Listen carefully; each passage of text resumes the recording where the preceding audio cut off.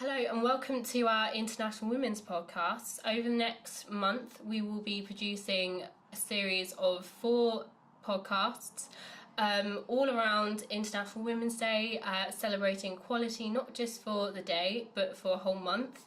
And with me here is Vaish and Liz and me, Armel, and we are all members of the marketing team of Ingram Micro. And today we are talking about women in tech, and we hope you all enjoy this podcast and the rest to follow. The first thing that sort of strikes in my head is I remember I was in this great town hall for one of the big, it was one of the big 4 companies. I don't want to mention the name, but I still remember on the leadership team up there, they were all men, and I raised up to ask a question to the leadership team that why there's no women. And the answer that I got for that is, no, there is a lady in our team, but she's not in today. But it still didn't answer my question, because 1 out of 8 is still not an answer. And how did you feel about that? Did you feel isolated, or did you not kind of realise until afterwards, kind of look back and think, oh, actually, I was, one of the only females there, that's a little bit odd? Did it kind of spring to mind whilst you were there? Yeah, that's why I sort of raised that question, and their response, so bear in mind they're all men, and their response was, so women has to take certain breaks in their career, and that sort of sets them back in where they are, and that still sort of didn't make any sense to me, because that kind of pins, I suppose, the gender equality, because women will always be the only gender who can. I suppose the career break they're referring to would be stopping to have children. So what really can be put in place to help either women back into work once they've had children, or try and support them with childcare opportunities or something like that to encourage them to balance that work life, the work life a bit better. Also having parental leaves for men as well to sort of support that. So it's not always women who needs to take care of, when especially during those days. I think they can also support. We can change the whole perspective around this, and it need not be always women. I think this goes more in depth, and it's not just the technology sector then, is it? I suppose it's across the board in all sectors. Is there really equality in the workplace, full stop? Yeah. And I think it's even a societal issue, because in my family especially, not many people who are of the baby boomer generation or before that actually work now. They took pretty much a permanent career break when they had kids. They had kids quite young. They took a big kind of step into kind of being a stay-at-home mum. And it is very difficult as a person who is, the first woman to kind of go to uni for my family, the first woman to kind of earn a certain amount and be in a certain position.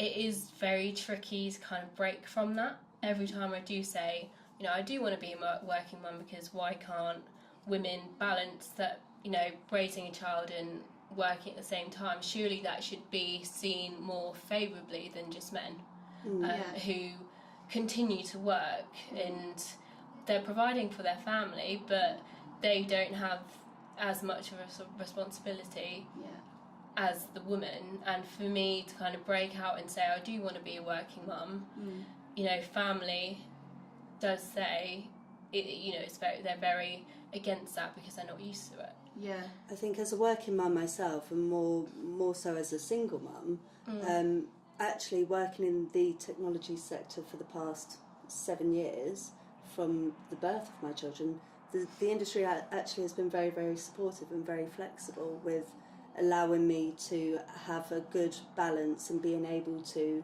accommodate the children as well as working full time. So I think there is definitely a room for improvement, but I don't think it's all doom and gloom for women who are looking to pursue a family life as well as a career.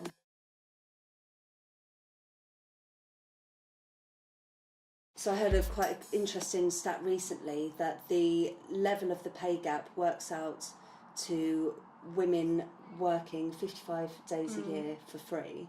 So that's kind of the level of the pay Crazy. gap. Yeah. So I don't think it's a problem for women under the age of 25, but perhaps No, it's across the board, no matter what your age is. I think Yeah. there's equality in pay definitely. and not limited to the tech industry. Because imagine if that was in your contract, you know, put bluntly, you're going to have to work 1 free day a week. Imagine the uproar with that, but because it isn't properly, I don't believe it's properly addressed still. No, but do you think that's because it's a very British thing, isn't it? Not to talk about not to talk money and about not to pay. talk about wages, and it's not something you would discuss with your colleagues. No, saying, definitely. well, what are you on? What No, are you on? you don't discuss So do you that, think do you? it might help them get away with it? I Yeah. suppose a bit more. Oh yeah, I guess so. And you know, even if you do have that frank discussion with a male counterpart, it's very much who do you blame? Yeah. Because you can't blame that male employee. If I was a male and I knew that I was being paid more than my female colleagues, I'd be angry. I'd go to my superior about it, but then I won't demand to get paid less like the women. I mean, I'm just wondering whether, because this is under the age of 25, I mean, we have the Equal Pay Act in this country, so I don't think it's employers actively discriminating. Is No. there perhaps an imbalance of experience or knowledge which is resulting in Definitely. perhaps women being underpaid compared to men? And if so, where then does that happen? Where does that, Yeah. imbalance of knowledge Yeah, occur? I think a lot about it when how do I even approach this? So do I ask my, colleagues in the office that that's not the right way to go about it? But do we approach HR about this? I literally just shared yesterday an article on LinkedIn which said it's illegal to not pay women equally in Iceland, I guess. Yeah, so that's... Yeah, I saw that. Yeah, I think we need to get more talking about this and Definitely. address this issue out there. Yeah. Saying how do we go about it? Is, as you mentioned, is it a lack of experience? Is it lack of knowledge? Definitely. Why is that person being paid more? I think it comes down to the legalities of it allowing loopholes. So like you said about experience and age, a lot of that can be negotiated in the interview room when someone is recruiting for a position.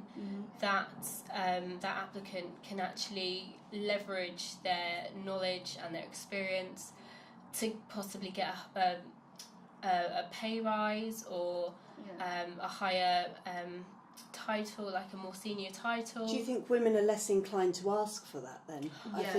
Yes. Do you think I they would think be less so. inclined to be in the interview room and say, Yeah. actually, I'm worth this amount? And Yeah, maybe definitely. put themselves agree on the with that. line a bit of, I won't accept this job I unless you pay me definitely this. agree, because there is that kind of stigma of, if I say this, I might not even get the job in the first place. Exactly. I think it's the perception, isn't it? If a woman is outspoken, she's bossy. If a man is outspoken, he's a leader. He's a leader. Yeah.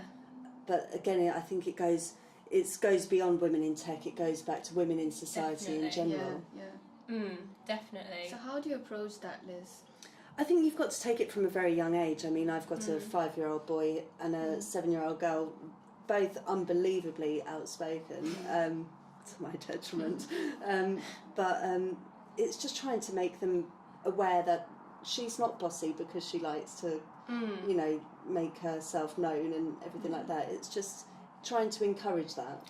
Yeah, definitely. Yeah. So it does have to stem through the schooling and not deter girls and try and make them quieter. Yeah.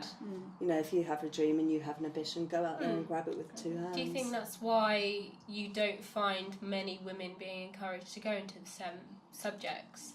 Because rather than being outspoken and saying this is what I want to do, they're going along with what people are telling them to do, or not even that explicitly, but going along with what they think's expected of them. I think that's a very interesting point to raise, actually, because about 74% of young girls actually express an interest in STEM fields. So considering 74% of young girls express this interest, where is the drop-off happening? Yeah. And is it like you said, that Definitely. the encouragement isn't being followed through, or their expectations Yeah. are faltering somewhere along the way, and they're being deterred from following that route?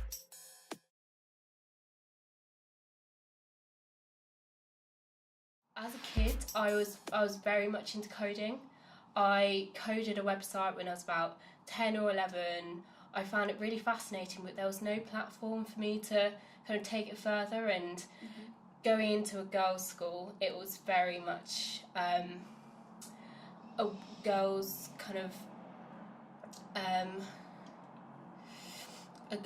remit was quite defined. I mean, it was very vaguely defined, but there were still certain areas that you couldn't go into. Like, for example, we couldn't do football or lacrosse because they were, quote, boys' sports. And that kind of built up the whole kind of discouragement around STEM. I don't believe that women aren't being encouraged to go into STEM, because they are, but there's a lot of other underlying factors that are counteracting that kind of push for them to go in. So I was very much into coding when I was little. I stopped completely. I didn't start coding again until probably the summer. When I finished my degree, I had a lot of time to think about what I actually wanted to do. I was a little bit older, more mature, so I guess the boundaries that were set for me when I was little kind of eroded a little bit, mainly because I'd grown up so much and actually realised that I can do whatever I want to do. And I've started coding again, but it's taken a good decade and a bit to kind of go back to kind of rid myself of all of those that stigma around it. It wasn't the fact also that I was discouraged, it was the fact that I wasn't powerful enough to actually change the industry. So I'd be going into the industry almost powerless, you know, the only female, and for me, socially, as a little girl, I didn't want to do that.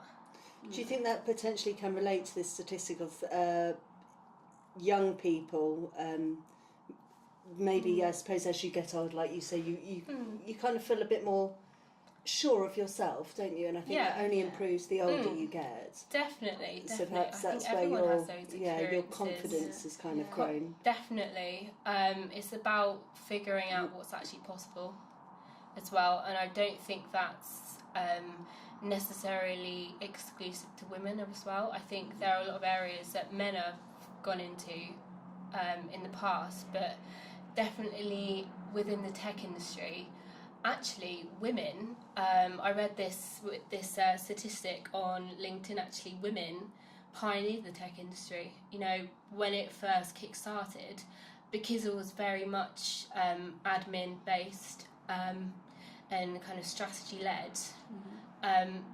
Majority women were kind of fueling that. But that's not a very well known statistic. It's not, and do you think no. this probably, I suppose, adds to this view of it's not a girls' or a women's kind of subject, because women are Maybe. never praised for their work involved in Definitely. all of this. And, you know, I think it was the women coders even at Bletchley Park during the war. It was the women who were the ones who were decoding all of this. But how often do you hear about it? I know it's... We don't really get to hear a lot of stories. No. You don't about hear the them. stories Yeah. about Even if you go to Bletchley Park, there isn't that much highlighted on women. Yes. It's mainly the men that led the mission in Bletchley Park, and not about the women who got involved, and even the women who led, because I'm sure there's so many senior women who led because of the number of men that went off to war. So personally, I think I was never discouraged to take up science, but also if I had someone to sort of guide me or tell me more about what I can go further into different, like, be it engineering or like if we have to talk about STEM, So that's a great example.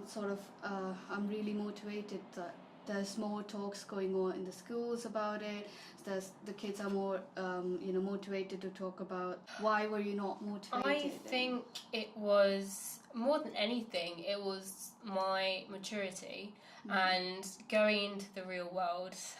After education, I went to sixth form, I did uni, coming out and actually thinking for myself and actually taking the initiative, to go travelling and get a job. I started to think that actually all of this is coming about because of me, and that really made me mature and grow and actually think, looking back, reflecting on me growing up, there was a lot of stigma around women not doing as they should, and actually men didn't even come into the narrative really. It was more me actually discovering that anything was possible. Yeah. And the world is just built on opinions and you can do what you want. Yeah. I'm with that on you because I feel that I don't have to blame men in my house for not doing something that I wanted to do. Yeah, I sort of that's stopped not what feminism is. Yeah, it's about my ability. And do you think if it would have helped if you had like a role model or someone to come and talk to you about coding or how it's like? I think so, It would have definitely. changed, isn't it? Like, Yeah, I would say I have a role model now for that. okay. So a lady called Carly Kloss, who is an American supermodel, but she's Wow. also a business owner. She codes. She's set up a, I don't know whether it's a charity or a social enterprise, but it's Girls Who Code. Yeah, I've heard about that. Yeah. And it's an organisation to help girls in primary and secondary schools kind of get into coding, having their own little communities and sessions and speakers and lessons, and I think that's really inspiring. I think it's definitely a good positive step, and hopefully little things like this will actually make the bigger picture change, and we can hopefully reverse this decline of girls going into tech and start seeing that increase steadily. So I really think we covered such a huge variety of topics, and I kind of expected nothing less for our first ever podcast in Women in Tech, because it is such a big topic, and when you say Women in Tech as a conversation starter, the possibilities are endless. We could be here for absolutely ages just talking about it, but sadly we have to wrap up, but we will be back next week to talk about role models. Thank you. Thank you very much.